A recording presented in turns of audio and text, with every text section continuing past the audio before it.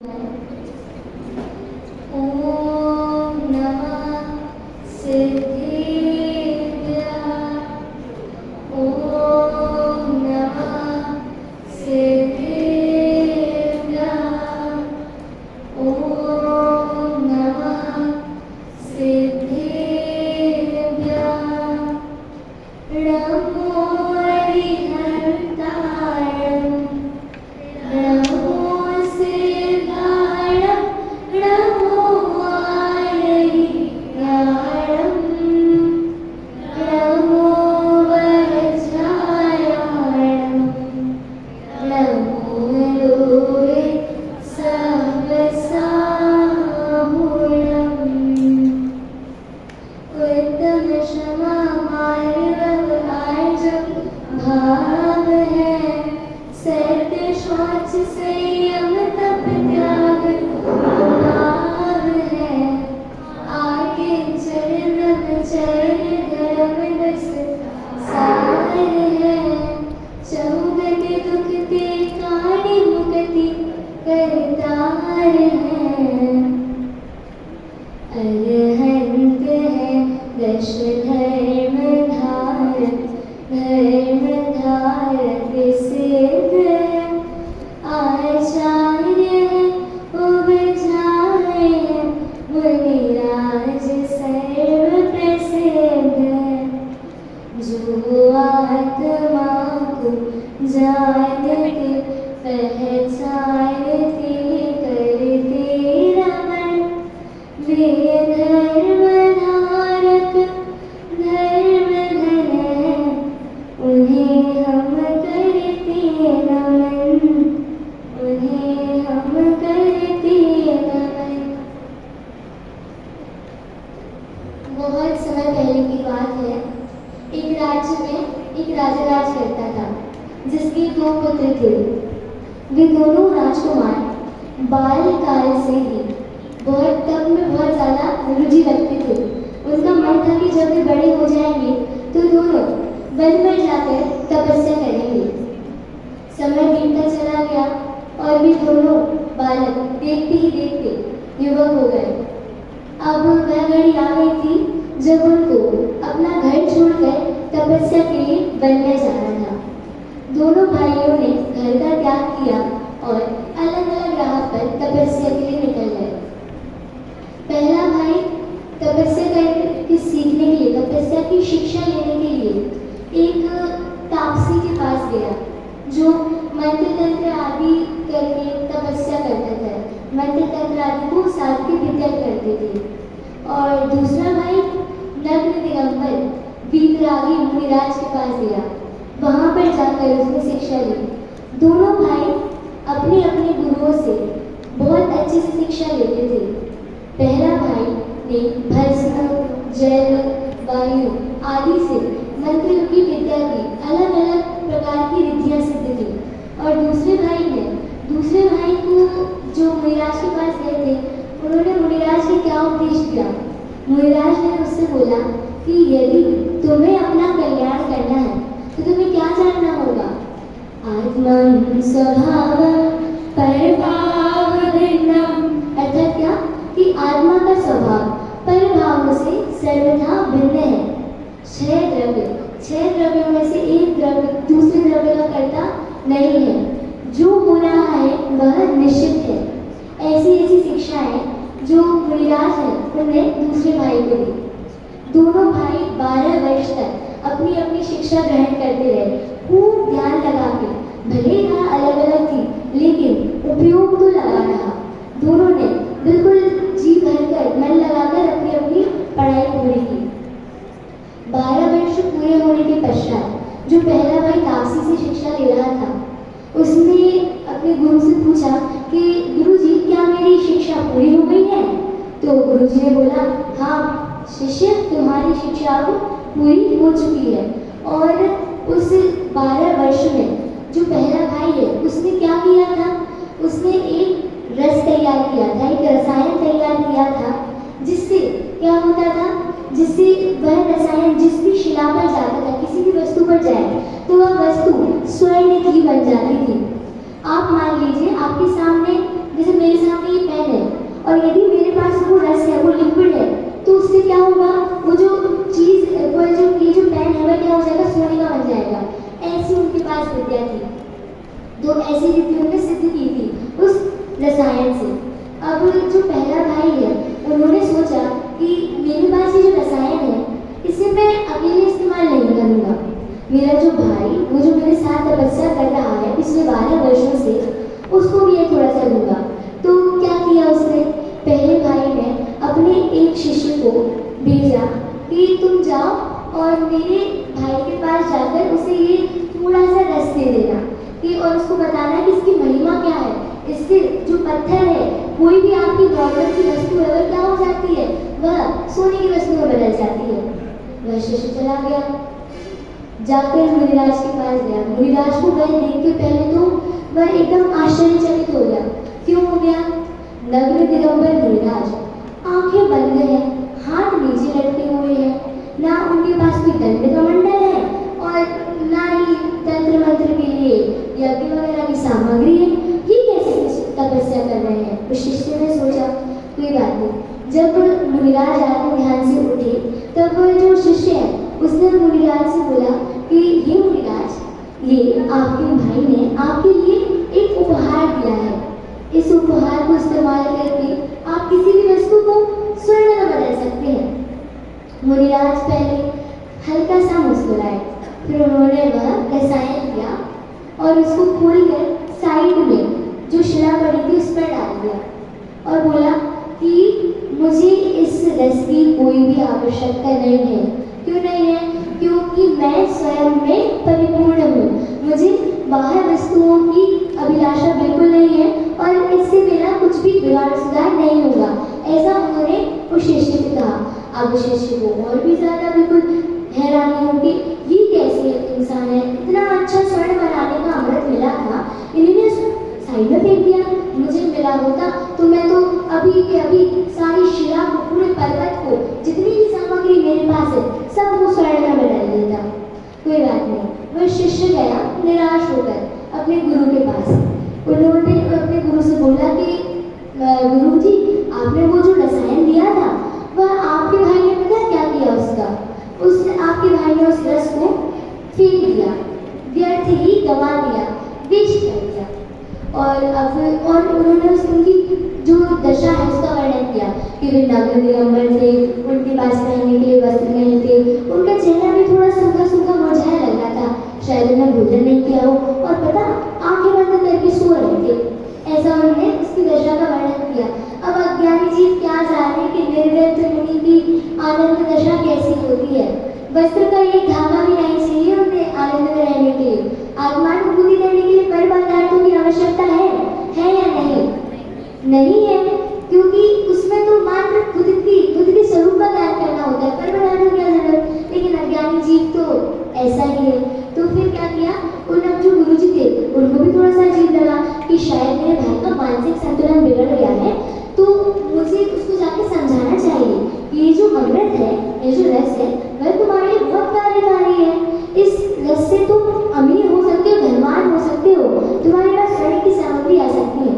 वह अब जो भाई है वह स्वयं अपने भाई के पास गया और जाकर उसने अपने भाई को समझाया कि ये भाई, मैंने 12 वर्ष तपस्या करके इस रस को बनाया है। ये रस किसी भी पदार्थ को सोने में बदल सकता है।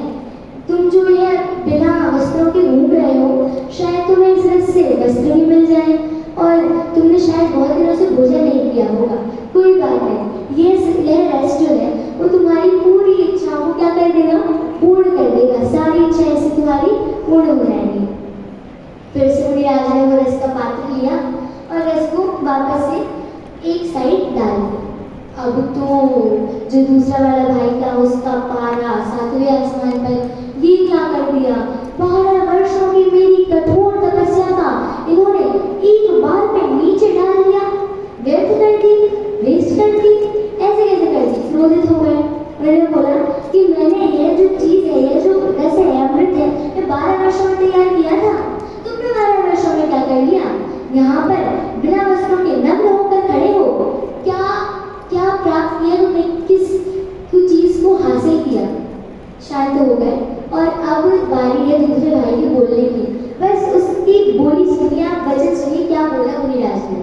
मुनिराज ने कहा कि यदि तुम यह स्वर्ण बनाने वाले अमृत की विधि सीखने के लिए अपने वन में तपस्या करने आए थे तो इससे बेहतर तो तुम्हें महलों में रह जाना चाहिए था। बताइए, राजमहल में सुख सामग्री की कमी होती है, ऐश्वर्य की कमी होती है, खजाना होता है, दास होते हैं, दासियां होती हैं, खाने की होती है, पीने की सामग्री की, पहनने ओढ़ने की, किसी चीज की कमी नहीं रहती। यदि तुम्हें यही चाहिए था तो तुम तपस्या करने के लिए वन में क्यों आए? और फिर उन्होंने अपने प्रश्न का जो उन्होंने बोला था कि तुमने क्या हासिल किया, उन्होंने बताया कि मैंने सच्चे सुख का मार्ग खोज लिया है। अब मुझे पता चल गया है कि सच्चा सुख क्या है। मुझे यह पता चल गया है कि मेरी जो आत्मा है वह परद्रव्यों से भिन्न है। ये जो शरीर तुम्हें दिख रहा है ना, अगर मैं तुम्हें बोलूं कि ये शरीर भी तुम्हारा नहीं है तो तुम्हें कैसा लगेगा?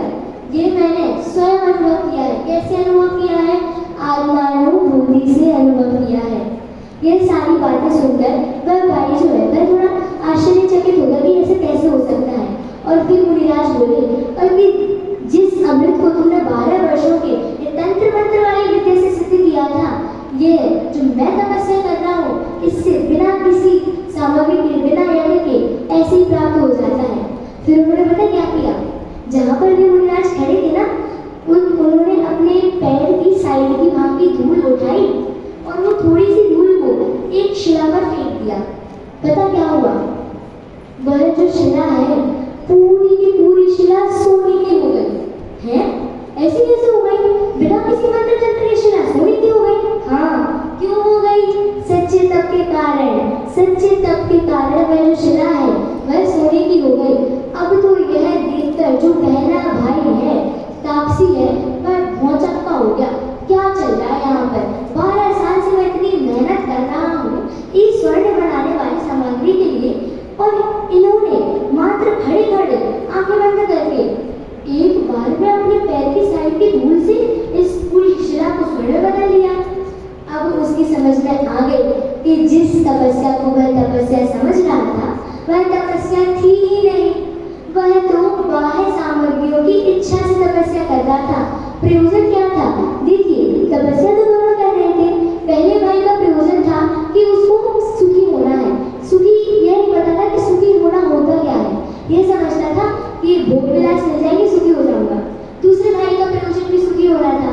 फर्क इतना था कि उसे सच्चे सुख का मार्ग पता था, सच्चे सुख की परिभाषा पता थी। क्या होता है सच्चा सुख? सच्चा सुख होता है जिसे कभी हम खत्म ना कर सकें, जो हमारे पास से कभी जाए ना, वह होता है सच्चा सुख। और ऐसा सच्चा सुख कहाँ मिलता है? बताएगा कोई? कहाँ मिलेगा सच्चा सुख? हाँ, तो ऐसे मोक्ष में, ऐसे मोक्ष को प्राप्त करने के लिए दूसरे भाई ने तपस्या की। और क्या हुआ? स्वयं ही सारी विद्या उनके पास आ गई। इच्छा विद्या प्राप्त करने की नहीं थी। इच्छा क्या थी? प्रयोजन क्या था? प्रयोजन था मोक्ष की प्राप्ति, सच्चे सुख की प्राप्ति। यदि यही तो सार है कि हम बाह्य सामग्रियों की इच्छा ना करके आत्मा के प्रयोजन की सिद्धि के लिए यदि तप करेंगे तो वह तप से हमें भोग सामग्री तो ऐसे मिल जाएगी, लेकिन भोग सामग्री चाहिए ही नहीं है। चाहिए क्या है? आत्मा का सुख चाहिए है, मोक्ष सुख चाहिए है। तो इससे प्रभावित होकर दूसरे भाई ने भी तुरंत दीक्षा ले ली। अब आपको पता है कि ये जो शिला जो सोने की हुई थी वह कहाँ पर है अभी? सोनागिर में। सोनागिर में सभी गए होंगे। यह सोनागिर वही शिला है जिसे शुभचंद्र आचार्य के चरणों की रजकणों से पूरी की पूरी स्वर्ण में बदल गई थी। जी हाँ, आचार्य का नाम था शुभचंद्र आचार्य, और जो उनके भाई थे, जो तापसी थे, उनका नाम था ब्रह्मण्य। चलिए विषय पर आते हैं। आज दशलक्षण महापर्व का है 7वां दिन, उत्तम तप। तप से आप क्या समझते हैं? किसे कहते हैं तप? कोई भी परिभाषा बता दीजिए, कोई भी चलेगी। हाँ बताइए, तप किसे कहते हैं? ठीक है, इच्छाओं का निरोध करना, इच्छाओं को रोकना तप है, मान लिया। सबसे पहले लॉजिक में लेके चलेंगे कि इच्छाओं के निरोध से तप होता है। अब हम इच्छाओं का निरोध क्यों करते हैं? तप क्यों करते हैं? सच्ची सुख की प्राप्ति के लिए, सुखी होने के लिए तप करते हैं। लेकिन यह जो तप है, ये जो इच्छाओं का निरोध है,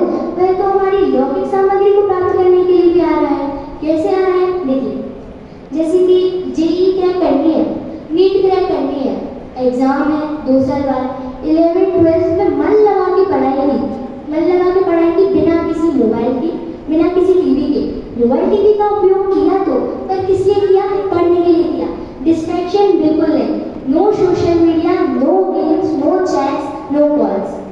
इन सब का त्याग किया। इच्छा हो रही थी, इच्छा थी, मोबाइल चलाने की इच्छा थी, कैसे नहीं होगी इच्छा, लेकिन क्या किया? उस इच्छा को रोका। क्यों रोका? क्या बनना था? नीट क्रैक करनी थी, डॉक्टर बनना था, IIT क्रैक करनी थी, इंजीनियर बनना था। प्रयोजन क्या था? इंजीनियर बनने का प्रयोजन था, इसलिए मोबाइल की इच्छा को दूर किया। तो इच्छा का विरोध तो यहाँ भी हो गया। इसे तप कहेंगे? क्या ये सच्चा तप है? बिल्कुल नहीं। चलो ठीक है, तो फिर यदि इच्छा निरोधक तपा ये तप की सच्ची परिभाषा नहीं है, यदि सच्चा तप नहीं है, तो सच्चा तप आखिर है क्या? कुछ नहीं करेंगे, बस ये जो परिभाषा है इसको थोड़ा सा मॉडिफाई कर देंगे। इच्छा को निरोध होना तब है, आगे का बदल के ऐसा कर दे कि आत्म कल्याण के लक्ष्य से इच्छाओं का निरोध होना तब है। क्या कहा? आत्मा के कल्याण के लक्ष्य से इच्छाओं का निरोध होना तब है। भगवान बनने के लक्ष्य से इच्छाओं का निरोध होना वह तब है कि इच्छा क्या है? कल्याण। हमारा प्रयोजन क्या है? प्रयोजन है आत्म कल्याण। यह प्रयोजन रखिए, इच्छाओं का भाव अपने आप हो जाना है, करना नहीं पड़ता इच्छाओं का। अब मान लो आपको किसी चीज की खाने की इच्छा हो रही है, ठीक है, अब आपसे बोल दिया कि इस नहीं तुम्हें ये चीज खानी नहीं है, इसको त्याग करना है, इसका निरोध करना है, इसको खाने का त्याग करना है। क्या होगा? कष्ट होगा, ठीक है, 1 दिन 2 दिन कष्ट हुआ, कष्ट होता है, वहां तपस्या नहीं होती। पॉइंट टू बी नोटेड क्या है कि जहां पर कष्ट हो वहां पर तपस्या नहीं होती। तपस्या क्या है? कष्ट से रहित होने का नाम तपस्या है, संसार से रहित होने का नाम तपस्या है। तो जहां पर कष्ट हो रहा है पर तपस्या कैसे हो सकती है?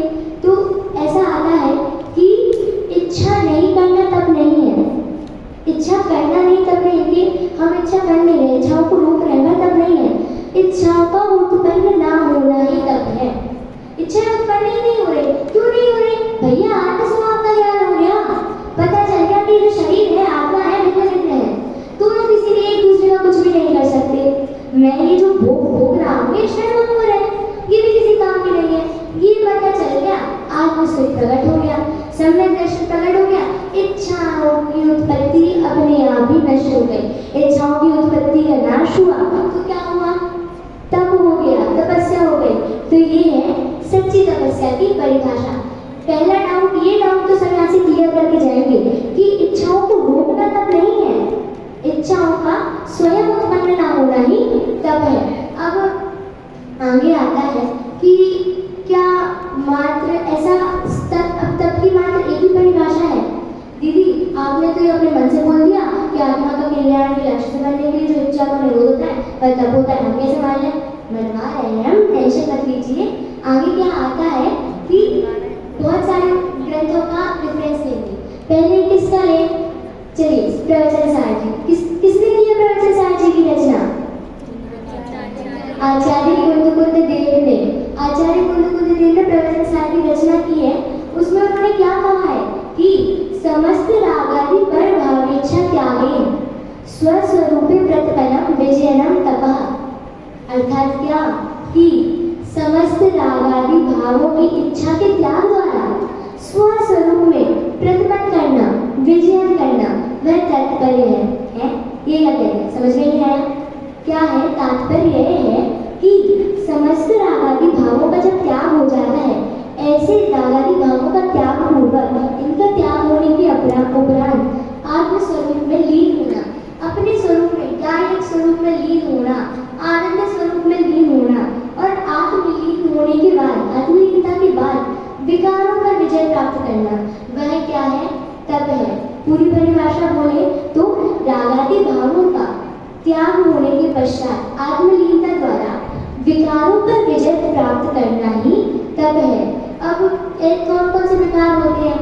राग, द्वेष, मोह, ये विकार है। क्रोध, मान, माया, लोभ, हिंसा, झूठ, चोरी, कुशील, परिग्रह, ये विकार है। सत्य, व्यसन, ये विकार है। जितने भी प्रभाव हैं वे सारे विकारी भाव हैं, ये आत्मा के भाव नहीं है। और जब ये विकारों का जब हम इन विकारों पर विजय प्राप्त कर लेते हैं, जब ये विकार हम पर हावी नहीं हो पाते, जब राग ज्ञान पर हावी नहीं हो पाता ना, तो राग गुस्सा होकर चला जाता है, और जब राग गुस्सा होकर चला जाता है तब तपस्या हो जाती है, तब सच्चा तब हो जाता है। आगे आगे लेंगे धवला जी। धवला में आचार्य वीर सेन ने कहा है कि इच्छाओं का निरोध होना तब है। इसका तो हमने पहले क्लियर कर दिया ना कि इच्छाओं का निरोध कैसे होना तब है, ठीक है। अब आगे आता है एक सूत्र, स्वरूप विश्रंति निस्तरंग तपः। क्या? स्वरूप विश्रंति निस्तरंग तपः, अर्थात क्या? स्वरूप, स्वरूप मतलब मेरा रूप, स्वरूप, आत्मा का जो रूप है उसमें क्या करना? विश्रंति, विश्राम करना, स्थिर होना, ठहरना। कैसे ठहरना? निस्तरंग रूप से ठहरना। निस्तरंग रूप से समुद्र होता है, समुद्र में लहरें हमेशा चलती रहती हैं, चलती रहती हैं। क्या हो रहा है? ऊपर नीचे समुद्र का जो लहरें हैं ऊपर नीचे, तो इससे क्या हो रहा है? समुद्र का स्वभाव जो स्थिरता है उससे क्या हो रहा है? वह तरंग स्वभाव वाला हो रहा है। ऐसा ना होना। आत्मा के स्वभाव में कोई भी रागादि भाव की तरफ उपयोग न जाना। सारा उपयोग इकट्ठा होकर चारों तरफ से इकट्ठा कर लिया कि पहले यहाँ जाना था, ये क्या हो रहा है, ये क्या हो रहा है, ये क्या हो रहा है, नहीं, सब कुछ इकट्ठा करके क्या कर लिया? आत्मा की तरफ उपयोग कर लिया। ऐसे निस्तरंग भाव से जो तप होता है उसे ही सच्चा तप कहते हैं। आगे क्या आता है? अब सरस्वती जी काशीवाल की बात सुन लेते हैं। रत्नगण श्यामाचार्य जी के भावना अधिकार में सरस्वती जी काशीवाल कहते हैं, उन्होंने तप का स्वरूप कितना आसानी से बताया है कि तप कार्यकारी क्यों है, तप क्यों करना चाहिए। तो उन्होंने कहा है कि इच्छाओं का निरोध होना तो तप है, और जो तप है वह 4 प्रकार की आराधनाओं में प्रधान है। 4 आराधना कौन कौन सी? 4 आराधना है दर्शन आराधना, ज्ञान आराधना, चारित्र आराधना और तप आराधना। ये 4 प्रकार की आराधनाएं होती हैं, इनमें सर्वश्रेष्ठ क्या है? तप आराधना है। और यह तप आराधना सर्वश्रेष्ठ क्यों है? क्योंकि उदाहरण लेते हैं सोना। सोना समय देखा है, सोने के गहने होते हैं, स्वर्ण 24 कैरेट गोल्ड। 24 कैरेट गोल्ड क्या होता है? प्योर गोल्ड, सबसे ज़्यादा शुद्ध, इससे ज़्यादा शुद्ध गोल्ड नहीं होता। तो वह शुद्ध सोना कैसे निकल के आता है? जमीन के अंदर होता है। कैसे वह शुद्ध होता है? जब ये सोने को 16 बार तपाया जाता है, एकदम हाई टेम्परेचर पर तपाया जाता है, तब वह क्या? सर्वमल से रहित होकर शुद्ध सोना बनता है, एकदम अपनी ओरिजिनल पर्याय में आ जाता है। वैसे ही ये जो 12 प्रकार के तप हैं, जब यह आत्मा ये 12 प्रकार के तपों को धारण करता है, तब इसके प्रभाव से क्या होता है? वह सर्व कर्म मल से रहित हो जाता है। कितने कर्म हैं? द्रव्य कर्म, भाव कर्म, रोमो कर्म, इन सभी कर्मों से रहित हो जाता है। कैसे रहित हो जाता है? तपश्चरण द्वारा। आगे कहते हैं कि ज्ञानत्राय जी ने दशाक्षर धर्म की पूजा लिखी है। वे तप का स्वरूप कुछ इस प्रकार से बताते हैं, पढ़ने से भाव स्पष्ट करेंगे। तप चाहे सुर राय, कर्म शिखर को वज्र है, द्वादश विधि सुखदाय, क्यों न करे निज सकल किसम, उत्तम तप सब माहि बखाना, कर्म शैल को वज्र समाना, बस्यो अनादि निगूढ़ बंजारा, भूविकलत्र पशुतन धारा, धारा मनुष्य तन महादुर्लभ, सुकुल आयु निरोगिता। शब्द पर ध्यान दीजिएगा।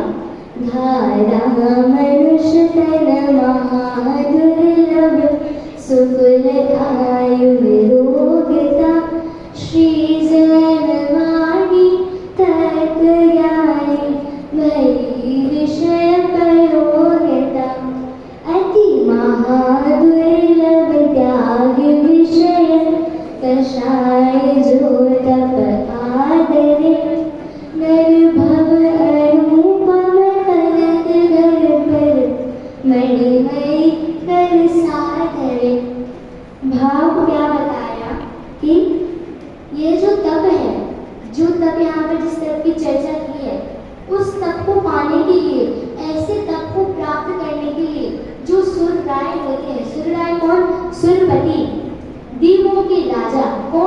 सोलर इंद्र ऐसे तप को प्राप्त करने के लिए तरसते हैं।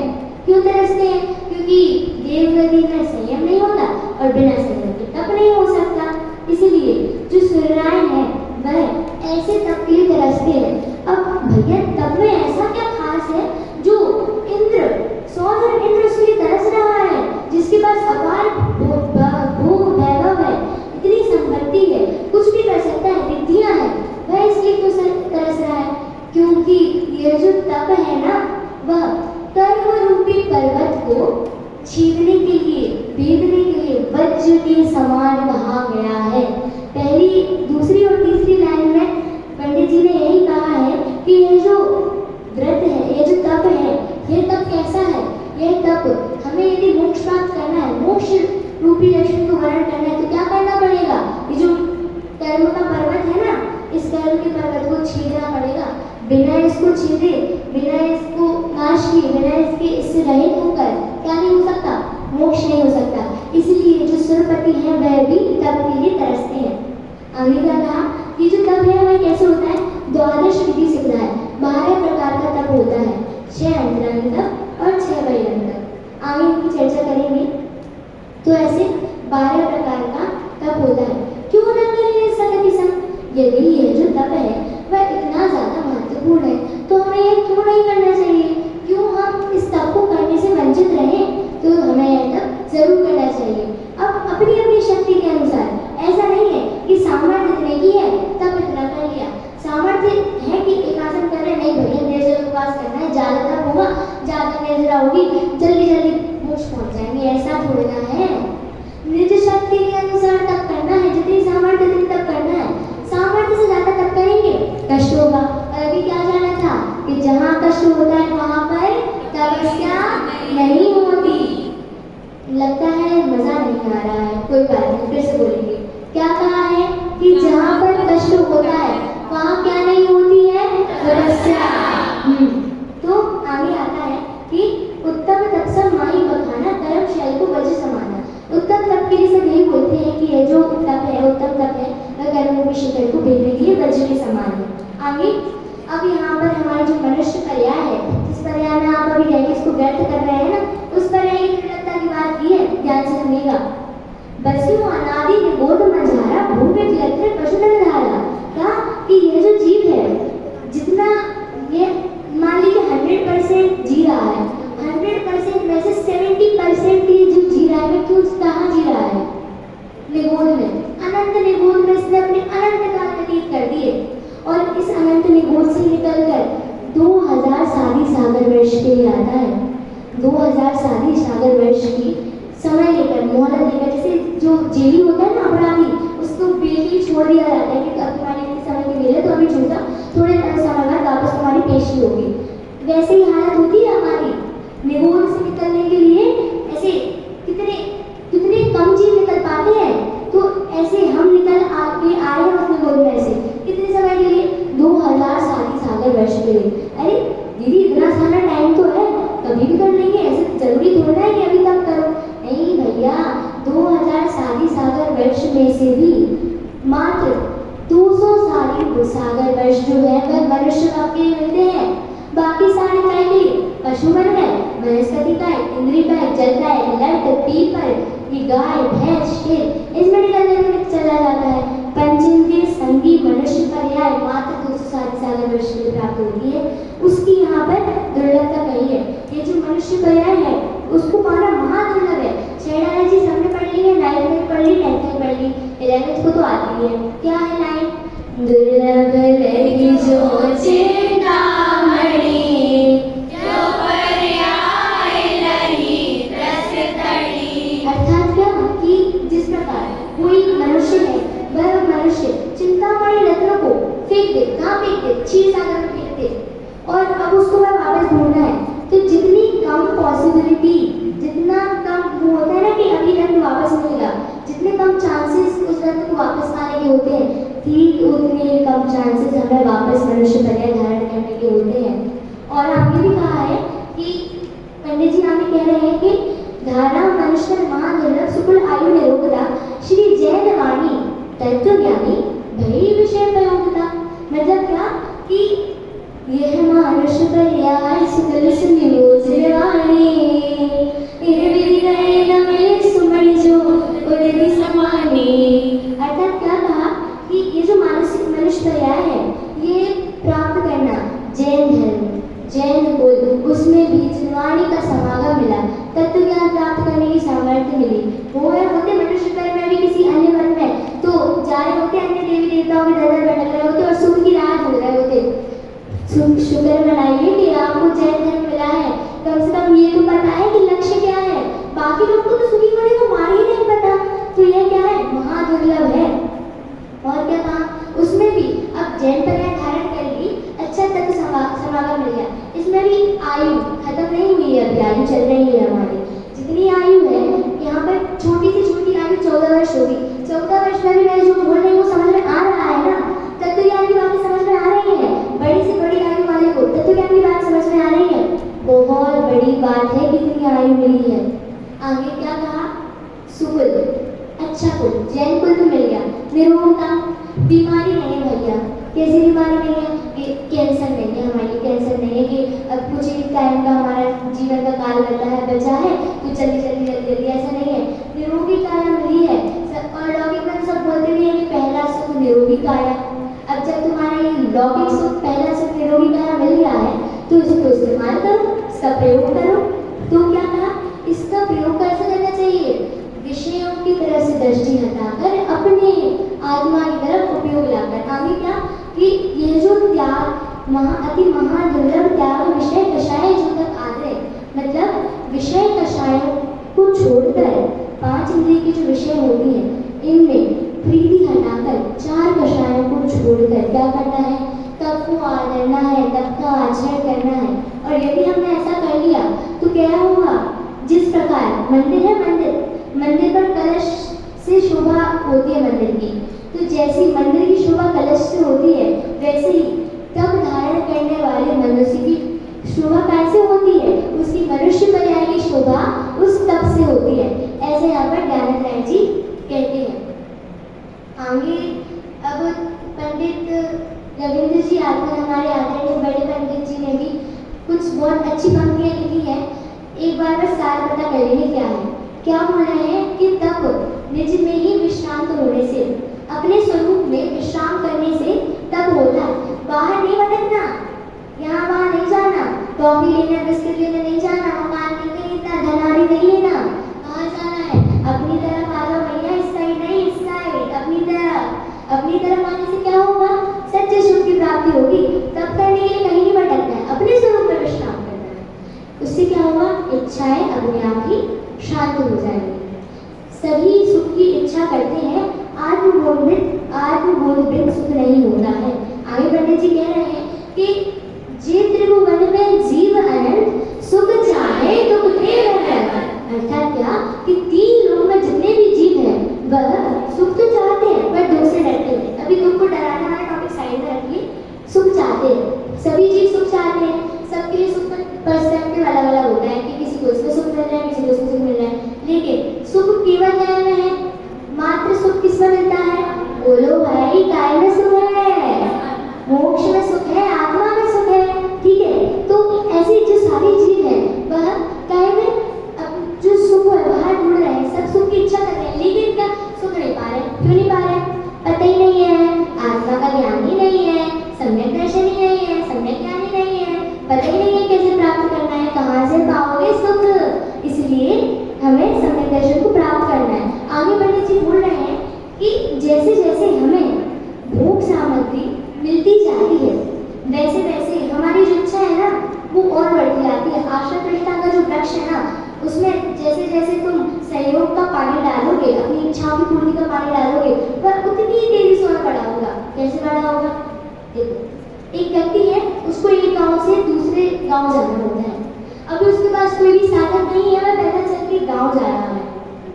थोड़े दिनों बाद उसे एक वो मिलती है, साइकिल मिलती है। अब वह साइकिल से जा रहा है, साइकिल चला रहा है, चलाने में मेहनत लग रही है, मेहनत से थक रहा है। क्या चाहता है, बाइक मिल जाए, मजा आ जाएगा, आराम से और पहुंच गए दूसरे गांव।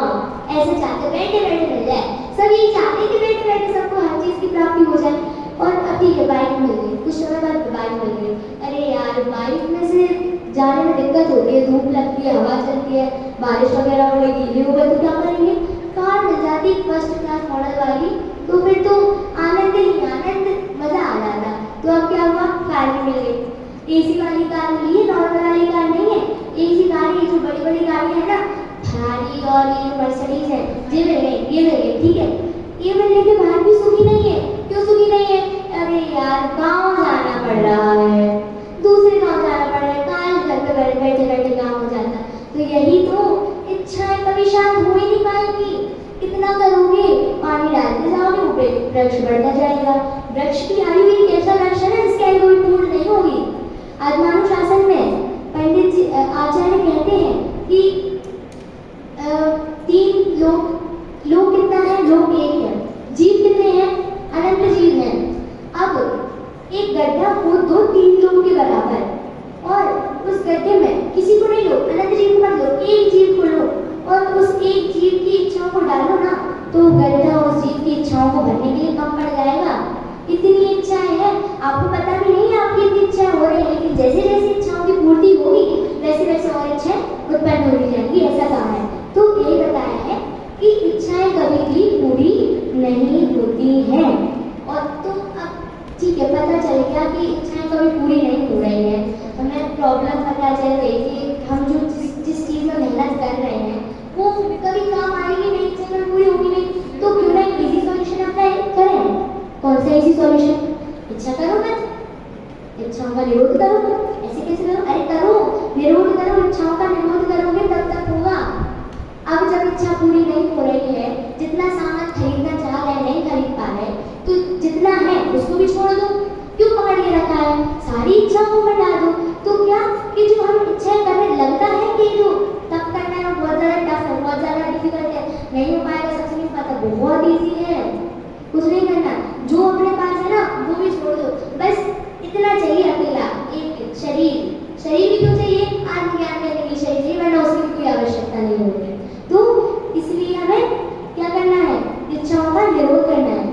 तप के 12 भेद करे हैं, और निश्चय तप से ही सभी कर्मों का नाश होता है। Point to be noted. क्या? निश्चय तप से ही कर्म का नाश होता है। निश्चय तप क्या? जहाँ निश्चय की बात आ जाए वहाँ आत्मा लगा लेना, परमार्थ लगा लेना, भूतार्थ लगा लेना। आत्मा में रमण करना ही निश्चय से तप है।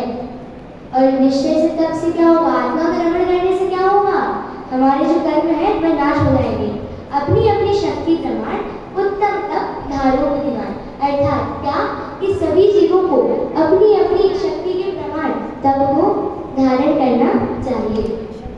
अब आगे क्या कहते हैं कि ये जो तप है, अभी इतनी देर से चर्चा चल रही है, 12 प्रकार के तप धारण करो तो तप होगा, 12 प्रकार के तप धारण करो।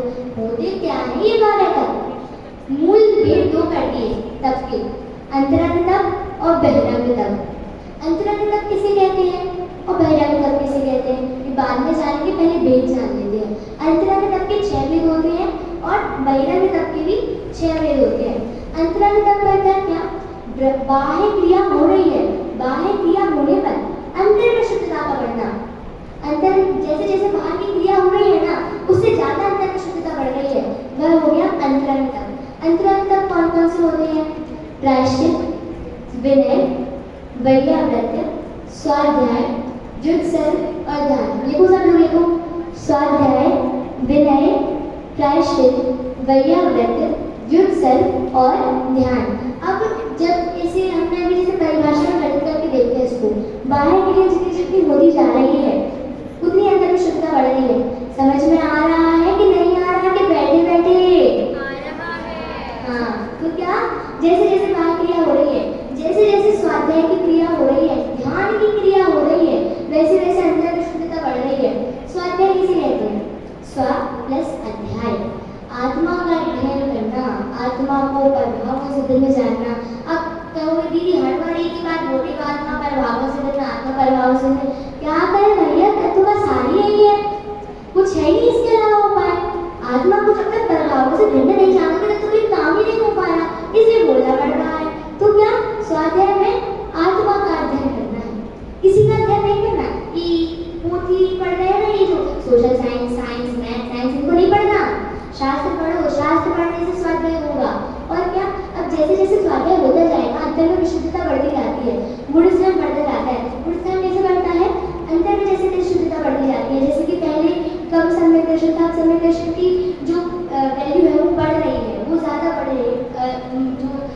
क्वांटिटी वो बढ़ रही है, समय 10 हो गया, समय 11 हो रहा है। तो जैसे जैसे ये जो हमारा स्तर है वह बढ़ रहा है, वैसे वैसे अंतर में विशुद्धता बढ़ रही है।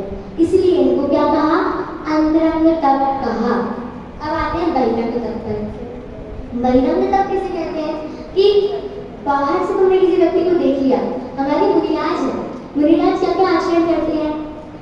क्या करते हैं? व्रत करते हैं, एक दिन में एक बार आहार लेते हैं, वस्त्रों का त्याग करते हैं ना, ध्यान करते हैं, ध्यान करते हुए दिखाई देते हैं। तो क्या बाहरी आचरण से, जब किसी के बाहर आचरण से देखने से हमें पता चलता है कि तप कर रहा है, वह बाहर आचरण क्या है? वह है बाह्य तप। बाह्य तप के भी 6 वेद कहे गए हैं, सभी लोग ध्यान से सुनिएगा और लिखिएगा। अनशन, अवमौदर्य, वृत्ति परिसंख्यान, रस परित्याग, विविक्त संयासन और काय क्लेश। कौन कौन से? अनशन, अवमौदर्य, वृत्ति परिसंख्यान, रस परित्याग, काय क्लेश और विविक्त संयासन। ये जो 6 बहिरंग तप है, ये कैसे होते हैं? ये बाहर से मुनिराज के होते हैं। ये 6 अंतरंग तप, जैसे किसी भी एक तप को उठा लेते हैं, अनशन ले लिया। अनशन में क्या होता है कि संयम की वृद्धि के लिए, संयम को बढ़ाने के लिए क्या किया जाता है? अनशन किया जाता है। अनशन क्या होता है? संयम को बढ़ाने के लिए 4 प्रकार के आहारों का त्याग कर देना। वह क्या है? अनशन है। 4 प्रकार के आहारों का त्याग कर रहे, क्यों कर रहे हैं? सोने के लिए? नहीं, आत्मध्यान करने के लिए। आत्मध्यान करेंगे अंदर की विशुद्धता बढ़ेगी। तो संयम की वृद्धि के लिए, विशुद्धता की वृद्धि के लिए जो तप होते हैं, इस तप को अनशन कहते हैं। क्या करना है? इसमें मेन जो हमारा मुख्य है वो लेना है आहार के त्याग, क्योंकि ये बहिरंग तप है। अब आगे आते हैं। बच्चों को जल्दी पढ़ रही है कि बहुत ज़्यादा टाइम हो गया, तो दीदी जल्दी जल्दी खत्म करो। कोई बात नहीं, आज थोड़ी देर तक बैठे रहोगे तो पेपर में फेल नहीं हो जाएंगे। आगे बढ़ते हैं। अंतरंग तप और बहिरंग तप। अब इन दोनों तप में सर्वश्रेष्ठ क्या है? ध्यान से सुनिएगा। दोनों तप पढ़िए, अंतरंग तप जान लिए, बहिरंग तप जान लिए, नाम बता दिए, परिभाषा पता चल गई, लेकिन तप क्यों करना? और अंतरंग तप और बहिरंग तप में से श्रेष्ठ कौन है? एक सूत्र तो सबको आता होगा, तत्वार सूत्र का। मैं बोलूंगी, उसी बात को आप लोग तुरंत बोलेंगे। तप सह निर्जरा च, अर्थात क्या? तप से ही निर्जरा होती है। अब यहाँ पर किस तप की बात की है? यहाँ पर बात की गई है अंतरंग तप की। मुख्य कर दो अंतरंग तप को, गौण कर दो बहिरंग तप को। जब अंतरंग तप होगा तब ही हमारी क्या होगा? विशुद्धता बढ़ेगी। विशुद्धता बढ़ने से निर्जरा होगी, निर्जरा होने से कर्म झड़ेगी, कर्म झड़ने से पूर्णता झड़ेगी, मोक्ष हो जाएगा। तो मेन क्या है? अंतरंग तप है। अब अंतरंग तप, अब बहिरंग तप क्यों नहीं बोला? अब ऐसा नहीं है मैंने बोल दिया कि अंतरंग तप करो, वो डायरेक्ट स्वाध्याय करने बैठ गए, बहिरंग तप को छोड़ ही दिया। बहिरंग तप छोड़ दोगे, अंतरंग तप नहीं पा पाओगे। बहिरंग तप इसलिए है ताकि तुम अंतरंग तप को प्राप्त कर सको। अंतरंग तप की प्राप्ति के लिए बहिरंग तप का वर्णन आता है। अब ठीक है, एक सिचुएशन दूंगी मैं यहाँ से, आप सभी को बताना है, ओपिनियन बताने हैं अपने अपने, क्या आप उसमें क्या सही मानते हैं। एक घर में 2 सदस्य हैं। एक ने निर्जल उपवास किया है, पर दिन भर गृहस्थी के कार्य में लगा है कि निर्जल उपवास कर लिया, लेकिन जा रहे हैं, दुकान चला रहे हैं, क्या कर रहे हैं, घर में झाड़ू पोछा लगा रहे हैं, रोटी बना रहे हैं, ऐसे करके गृहस्थी के कार्य में दिन भर अपने दिन व्यतीत कर दिया। दूसरा श्रावक, उसने यद्यपि दिन में 2 बार भोजन किया, नहीं कर पाया, नहीं है सामर्थ्य उपवास करने की, कोई बात नहीं, 2 बार भोजन किया, लेकिन क्या किया? आध्यात्मिक अध्ययन किया, मनन चिंतन स्वाध्याय ध्यान किया। ठीक है, अब मुझे बताइए किसका तप ज्यादा मान्य होगा? अभी मैंने प्रवचन में इतना बोल दिया है ना, इसलिए दूसरे वाले अगर पहले सुन रहे होते तो यही बोलते कि पहले वाले का ज्यादा तप है। क्यों? क्योंकि जो जगत जन है वे उपवास करने वाले को ही तपस्वी मानते हैं, पठन पाठन करने वाले को नहीं मानते। क्रिया में अगर हमें दिख रहा है ना कि अरे ये बच्चा ज़्यादा पढ़ते हुए दिख रहा है क्लास में, ये बहुत ज़्यादा डाउट्स वगैरह पूछता है और ये अपनी जो अलग टीचर से जो है खुल की बात करता है, कॉन्फिडेंस में रहता है, तो मैंने भी ज़्यादा पढ़ता हूँ, भी टॉपर होता होगा। और वही दूसरा बच्चा है, क्लास में ज़्यादा नहीं बोलता और क्या करता रहता है, लेकिन पढ़ता रहता है, पढ़ाई रुक नहीं रही है। दूसरा बच्चा पढ़ाई नहीं कर रहा, दिखाने के लिए कर रहा है, पहला क्या कर रहा है? पढ़ाई करने के लिए पढ़ाई कर रहा है। ऐसे ही तो होता है कि दोनों व्यक्ति थे, एक ने किया दिन भर का उपवास ताकि सबको पता चल सके कि मैंने उपवास किया है, और दूसरे ने आत्मा का मनन चिंतन करने के लिए कुछ भी नहीं रखा, 2 बार भोजन किया। इसलिए जो दूसरे वाले व्यक्ति का जो तप है वह ज़्यादा मायने होगा। आगे क्या होता है कि जो अज्ञानी रहता है, लेकिन जो अज्ञानी जीव होता है ना, हम सभी तो ज्ञानी है, सबको पता चल गया ना कि अंतरंग तप ज़्यादा अच्छा है। हाँ जी ना जी, हाँ उपयोग। तो क्या बोला कि अंतरंग और बहिरंग तप में सच्चा तप जो है वह अंतरंग तप है, परंतु अज्ञानी जीव क्या करता है, वह तो बहिरंग तप को ही सच्चा तप मान लेता है और इसी के कारण तो संसार में घूम रहे हैं। यदि पहले पता कर लेते कि अंतरंग तप ज़्यादा अच्छा है तो यहाँ पर घूमते, ऊपर सिद्ध शिला में बैठे होते और देख रहे होते क्या चल रहा है सब जगह। ठीक है, तो ऐसे बताया गया है। अब तप क्यों करना चाहिए, तप करने का कारण क्या है, कहानी में क्या कहा था, क्यों होता है तप, क्यों करते हैं तप, क्योंकि तप से हमें अपने प्रयोजन की सिद्धि होती है, तप से ही हमें मोक्ष की प्राप्ति होती है, इसलिए हमें तप करना चाहिए। और यह जो तप है वह कैसे, तप सा निर्जन अंतरंग तप से, निश्चय पूर्वक अंतरंग तप को धारण करने से निर्जरा होती है और ऐसे अंतरंग तप को धारण करना चाहिए। इसी को धारण करने से हमें क्या होगा, हमें सच्ची सुख की प्राप्ति होगी, क्योंकि हमारा प्रयोजन ही यही है। तब क्यों कर रहे हैं, मोक्ष के लिए कर रहे हैं ना, कोई भी काम कर रहे हो, धर्म का कार्य कर रहे हो, क्यों कर रहे हो, क्यों कर रहे हो, प्रसिद्धि के लिए कर रहे हो, रिद्धि के लिए कर रहे हो, नाम उसके कर रहे हो, तो फिर गलत कर रहे हो। क्यों करना है, मोक्ष की प्राप्ति के लिए करना है। ठीक है, ऐसा कहा। अब मात्र व्रत उपवास आदि करने से, वस्त्र त्याग करने से तब नहीं होता, ये तो हमने पहले ही जान लिया। ठीक है, इतनी देर का भाषण हो गया, अब ये तो बता दो कि सच्चा तप क्या है, ये सुन लो। ठीक है, ये सुन लो फिर चले जाना। ठीक है, अब आगे क्या बताया कि आज कौन सा दिन है, उत्तम तप। उत्तम तप अर्थात संक्षिप्त उत्तम प्लस तप। उत्तम यहाँ पर सम्यक दर्शन, सम्यक ज्ञान और सम्यक चारित्र की सत्ता का सूचक है। और तप तो पता ही तब क्या होता है। ठीक है, तो ऐसे सम्यक दर्शन, सम्यक ज्ञान, सम्यक चारित्र से ही जो तप होता है वह सार्थक है। क्या कह दिया कि यदि सम्यक दर्शन नहीं होगा, आत्मा और पर का भेद विज्ञान ना हो, आत्मा का श्रद्धा ना हो, तो तुम जो तप कर रहे हो, अभी कितने बच्चे ने रखा है श्रद्धा में, व्रत किसका है, 10 दिन तक व्रत किसका है, किसी का नहीं है। अरे भैया कोई बात नहीं, चलो ठीक है, व्रत कर रहे हैं, उपवास कर रहे हैं, क्यों, इनको करने से कुछ नहीं होगा जब तक आत्मा का ज्ञान नहीं होगा, सम्यक दर्शन नहीं होगा।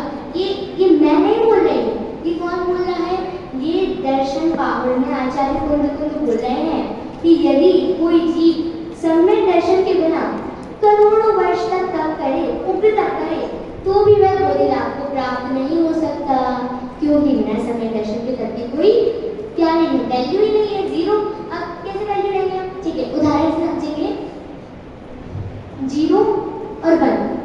ठीक है, एक 0 है, मात्र 0 ले लो। ठीक है, 0 अकेली है, कोई वैल्यू है 0 की, देखता भी नहीं है कहीं 0 हो तो, पेपर में 0 मिल जाए, आंखें गई और नीचे क्या था, कुछ नहीं था, नहीं आया, कितने नंबर है पता ही नहीं, कितने नंबर है, दूसरे पल भूल जाओ 0 नंबर आए, क्यों, 0 की तो वैल्यू ही नहीं है।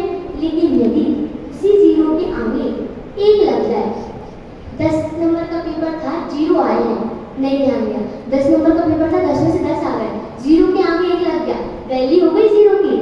ठीक उसी प्रकार तप की वैल्यू, तप का महत्व कब है, जब हमारे पास सम्यक दर्शन, सम्यक ज्ञान रूपी रत्न हो।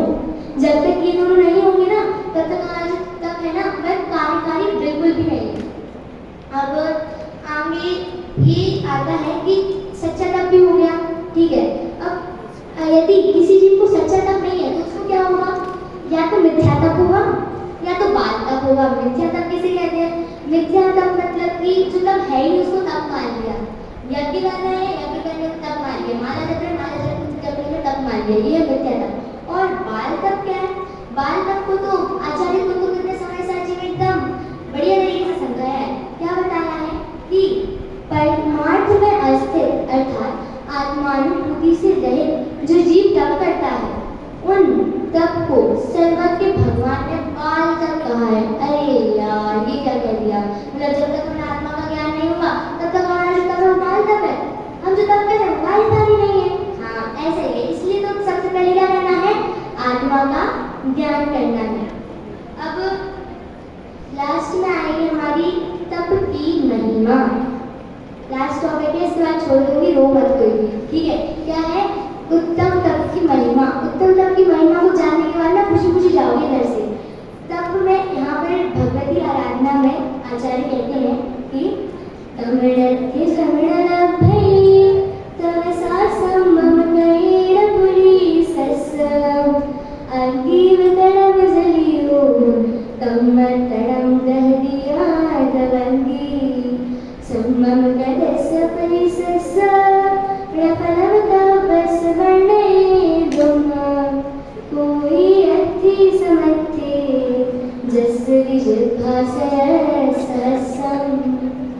क्या है प्राकृत भाषा है, नहीं पता है, समझ में नहीं आती किसी को। अब तो किसी को हिंदी भी समझ में नहीं आती, लेकिन कोई बात नहीं। अब क्या कहा है अर्थ में कि जगत में ऐसा कोई पदार्थ नहीं जो निर्दोष तप से पुरुष को प्राप्त ना हो। कोई भी पदार्थ नहीं है जो क्या हो बिना तप के, ऐसा कोई नहीं है कि अगर मुझे मोक्ष प्राप्ति करनी, सत्यदर्शन सिद्धि करनी है। लौकिक का उदाहरण क्या दिया था, नीट क्रैक करनी है, डॉक्टर बनना है। डॉक्टर बनना है तो क्या करना है, तब करना है, इच्छा का नोट कर रहे हैं।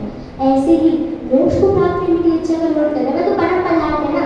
अब मोक्ष के आगे भी किसी को कुछ चाहिए है, वो क्या है, वह अबद्ध है, मूढ़ मिथ्या दृष्टि जीव है, जिसको मोक्ष सुख के आगे भी कुछ सुख चाहिए। ऐसे यहाँ पर कहा है, क्योंकि तब से उत्तम पदार्थों की प्राप्ति होती है। उदाहरण देते हैं, जिस प्रकार प्रज्वलित अग्नि तट को जलाती है, ठीक उसी प्रकार तप रूपी अग्नि कर्म रूपी तृण को जलाती है। जैसे कि आग जो है, आग अगर तृण को आग के पास डालो तो क्या होगा, भस्म हो जाएगा, जल जाएगा। वैसे ही जो कर्म है, कर्म कैसे जलेंगे, ऐसे नहीं जलाएंगे, माचिस जलाए जल गए, नहीं, दिखते ही नहीं है, कहाँ से जलेंगे ऐसे। तो कर्म कैसे जलेंगे, जब उनमें तुम तप को डालोगे। अभी माचिस काय की जलानी है, तब की माचिस जलानी, तब की माचिस जलाने के बाद जो हमारे कर्म है वो हम तब कर्मों से रहित हो जाएंगे। तो आगे यहाँ पर क्या है, प्रकरण तो बहुत है लेकिन समय हो रहा है, तो अंतिम पंक्तियों के माध्यम से यहाँ पर विराम देते हैं। वस्त्र त्याग से, वस्त्र त्याग से अगर यदि वस्त्र त्यागने से क्या होता, तब होता तो पशु तो वस्त्रों को धारण भी नहीं करते हैं। तो पशु होता तो वस्त्रों को धारण करते नहीं करते ना, तो उनका भी तप हो जाना चाहिए। उसके बाद क्या, पानी नीर कटे तो भव पीर तजे, क्या कहा, नीर कटे भव पीर तजे, जो नीर कटे भव पीर तजे, जो मतलब क्या, त्यों तो मृग बिन दुख सही। अर्थात क्या कि जो हिरण होता है ना, हिरण देखा है सबने, कोई बात नहीं, गूगल पे जाके देख लेना भी नहीं देखा हो तो वो जो हिरण होता है वह प्यास में पानी उसको मिलता नहीं है, प्यास लगने की वजह से वह क्या होता है, अपने प्राणों का त्याग कर देता है। तो यदि पानी ना पीने से, निर्जल उपवास करने से तप हो रहा होता, मोक्ष हो रहा होता, वो तो तब का उस मृग को हो जाता, हिरण को हो जाता, लेकिन नहीं हुआ ना। तो क्या सच्चा तप क्या है, सच्चा तप वही है जिसमें हमारी आत्मा की आराधना हो, जिसमें हम अपने स्वभाव को प्राप्त कर पाए। बहुत खुशी हो रही है सभी को, कोई बात नहीं। अंतिम लाइन, यदि जो सम्यक तप है वह क्या है, सम्यक तप ज्ञानी का भूषण है। जो सम्यक तप है, सच्चा तप है, वह सम्यक ज्ञान का भूषण है। वह उससे क्या होगा, सम्यक तप को धारण करने से हीरे नहीं चाहिए, दवारा नहीं चाहिए, नेकलेस, पेंडेंट, मेकअप, काजल सब ले लो, चूड़ी कंगन सब ले लो, कुछ नहीं चाहिए। क्या चाहिए, सम्यक तप चाहिए। सम्यक तप को धारण करने के बाद ज्ञानी अपने आप ही भूषित हो जाता है, रत्नत्रय से भूषित हो जाता है। तो सभी रत्नत्रय को धारण करके शीघ्र मोक्ष रूपी लक्ष्मी को प्राप्त करें। इसी मंगल भावना से ओम